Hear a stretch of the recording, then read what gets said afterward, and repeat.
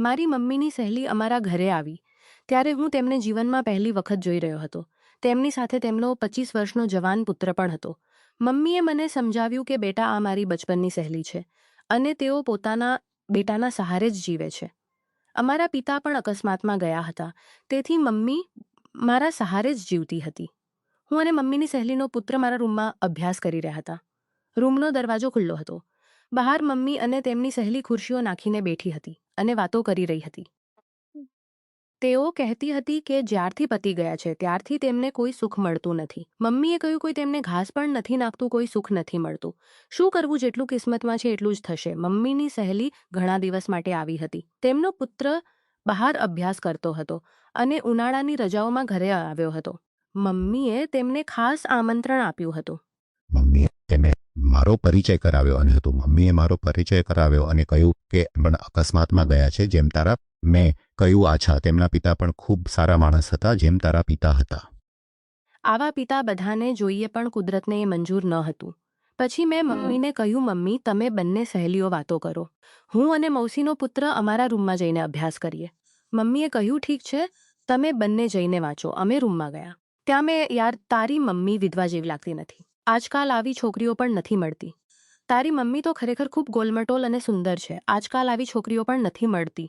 તેણે હસીને કહ્યું, અરે યાર, તારી મમ્મી પણ ઓછી નથી. તને ક્યારેય તારી મમ્મીને પાછળથી જોયું છે? અમે બંને હસ્યા અને કહ્યું કે બંને મમ્મીઓ જબરજસ્ત છે. પછી અમે અભ્યાસમાં લાગી હતી કે તેમને પતિ ગયા પછી કોઈ સુખ મળતું નથી. બેટો મોટો થઈ ગયો છે તો કોઈ સાથે વાત કરવી પણ મુશ્કેલ છે. જો બેટાને ખબર પડી જાય તો ઘરમાં મોટો ઝઘડો થઈ જશે. મમ્મીની સહેલીએ કહ્યું, યાર, હું તો મારા બેટા સામે બધી વાતો શેર કરી લેતી છું. મમ્મીએ આશ્ચર્યથી પૂછ્યું, કેવી વાતો શેર કરે છે? તેણે કહ્યું, ના યાર, એવું કંઈ નથી, પણ હું તેની સાથે ખુલ્લેઆમ વાત કરી લેતી છું. મમ્મીએ કહ્યું, તો તું પોતાના બેટા સાથે વાતો કરીને મન બહેલાવે છે? તેણે કહ્યું, હા, એવું જ. કારણ કે બીજ કોઈ સાથે વાત કરીશું તો બેટાને ખબર પડશે અને મોટી તકલીફ થશે. અમે બંને આ વાતો કાને લગાવીને સાંભળી રહ્યા હતા અને અમસત વચ્ચે વાત કરતા હતા કે આટલી જૂની સહેલીઓ છે અને બધું શેર કરે છે. પછી મમ્મીએ કહ્યું, તું આ બધું પોતાના બેટા સાથે શેર કરે છે, એવી જ વાત કરતી રહે. થોડી વાર પછી મમ્મીએ કહ્યું, એક વાત બોલું? શા માટે નહીં ઘરની વાત ઘરમાં જ રાખીએ? તું આજે તારા બેટાને મારી પાસે સુવા મોકલી દે અને મારા બેટાને તું લઈ જા. અમે હાથ મિલાવીને કહ્યું, આજે તો વાત બની શકે છે. આ વાત અમે બંને સ્પષ્ટ સાંભળી લીધી. મમ્મીએ કહ્યું, મારો બેટો એવો છે, તેને પ્રેમથી સમજાવીને લઈ જજો. પછી તું જાતે તેને મનાવજે. તેનો મૂડ બની જશે, મમ્મીની સહેલી, અને તને પૂરું સુખ મળી જશે. એવો નથી.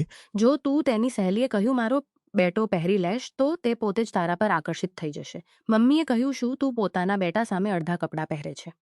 તેણે કહ્યું, હા, આ તો મારા માટે સામાન્ય છે. મમ્મીએ કહ્યું, ચાલ, ઠીક છે, અને અમને આજ સુધી ખુશી નથી મળી. આજે તું મારો બેટો લઈ જા અને હું તારો બેટો અંદર લઈ જાઉં. ડીલ થઈ ગઈ. અમે બંને આ સાંભળીને ખૂબ આનંદ અનુભવ્યો. અમને લાગ્યું કે આટલી મજેદાર કોઈ છોકરી નહીં મમ્મીઓ છે. પાછળથી ગોલમટોલ લટ્ટુ જેવી અને ગુલાબી ચહેરો થઈ રહ્યો હતો. મેં કહ્યું, કસર નહીં છોડવી. આટલી મજા જીવનમાં ક્યારેય મળી નથી અને જોખમ પણ નથી. તેણે કહ્યું, હા યાર, સાચી વાત છે. મેં કહ્યું, મને તો આજ સુધી આવી કોઈ ઘટના જોવા મળી નથી. તેણે કહ્યું, મને તો આવી વસ્તુઓના દર્શન પણ નથી થયા.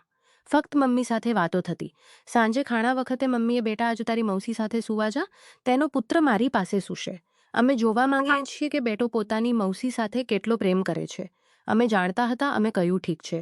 અમે જાણતા હતા. અમે કહ્યું, ઠીક છે. ખાણા પછી મમ્મીઓએ કહ્યું, તમે બંને, તમારા ખૂબ ગરમી હતી. બંને મમ્મીઓ બાથરૂમમાં નહાવા ગઈ.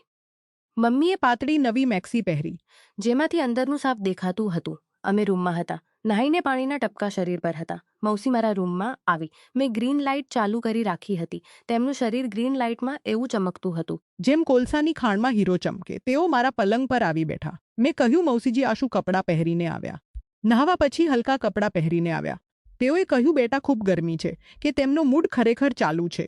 બીજા રૂમમાંથી અવાજ આવી રહ્યો હતો. મેં પૂછ્યું, મૌસીજી, અંદર શું થઈ રહ્યું છે? તેઓએ કહ્યું, તારી મમ્મી મારા બેટાને વાંચન શીખવી રહી છે. કાન પકડીને શીખવી રહી છે, કારણ કે તે શેતાની કરે છે. મને ખબર હતી, તેથી હું હસી પડ્યો. મેં કહ્યું, મૌસીજી, વાંચનમાં તો હું પણ હારું છું. તેઓએ કહ્યું, આજે હું તને પણ સુધારી દઉં. તેઓએ મને ગળામાં હાથ નાખીને પલંગ પર ખેંચી લીધો અને અમે ખૂબ મસ્તી કરી. પછી તેઓએ કહ્યું, હવે તને બધું સમજાઈ ગયું. હવે તું વાંચનમાં તેજ થઈ ગયો ને?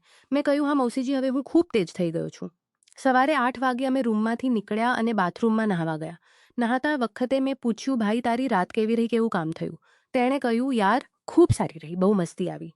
નહાઈને ફ્રેશ થઈને અમે નાસ્તા માટે ટેબલ પર આવ્યા. મમ્મીઓએ પણ નહાઈને નાસ્તો બનાવ્યો. નાસ્તો કર્યા પછી મમ્મીએ કહ્યું, બેટા તું તારા રૂમમાં જઈને વાંચ. હું અને તારી મૌસી 2 દિવસમાં ઘરે જશે.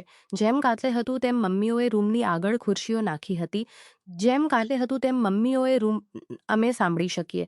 જેથી અમને તેઓ ન દેખાય પણ અમે સાંભળી શકીએ. જેમ તેઓ વાત કરવા લાગ્યા અમે બંને ગેટ પાસે આવી ગયા. મૌસીએ કહ્યું, તારા બેટાએ તો ખૂબ મસ્તી કરી. મૌસીએ કહ્યું, તારા બેટાએ તો ખૂબ મસ્તી કરી. મમ્મીએ કહ્યું, પણ એટલી મસ્ત બેટાનું કહે. મૌસીએ કહ્યું, તે તો પહેલેથી જ પોતાના બેટાને બગાડી રાખ્યો હતો. તેણે મને ખૂબ પરેશાન કર્યો. બંને હસતી હતી અને ખુશ હતી. તેઓએ કહ્યું, હવે 2-4 દિવસ અહીં રોકાઈશું. ખૂબ મસ્તી થાય એવી ઈચ્છા છે. અને આગળના ઉનાળામાં પણ અહીં સારો વખત પસાર થાય છે અને મસ્તી આવે છે. અમે ગેટ ખોલીને બહાર આવ્યા અને તેમની સાથે વાત કરી. મેં તેની મમ્મીને કહ્યું કે અમે પરસો જઈશું. પછી અમે ફરી રૂમમાં ગયા. મેં તેની મમ્મીને હાથથી પકડીને મારા રૂમમાં લઈ ગયો અને મારા મિત્રે મારી મમ્મીને પોતાના રૂમમાં લઈ ગયો. અડધા કલાક પછી અમે બહાર આવ્યા. મમ્મીઓએ કહ્યું, બાળકો ખૂબ સારું કરી રહ્યા છે અને મસ્તી આવી રહી છે. આ 2 દિવસ સુધી ચાલ્યું. પછી મમ્મીની સહેલીએ કહ્યું, યાર આપણે જે કરી રહ્યા છીએ એ બિલકુલ ઠીક નથી, આ ખોટું છે. હવે આ બાળકોને દાટીને આ બધું બંધ કરી દઈએ. મમ્મીને પણ સમજાઈ ગયું. તેઓએ અમને દાટ્યા અને કહ્યું, આજથી કોઈ આવી હરકત નહીં થાય. અમારો સંબંધ પહેલાની જેમ જ ચાલશે. અમે બંનેએ માની લીધું.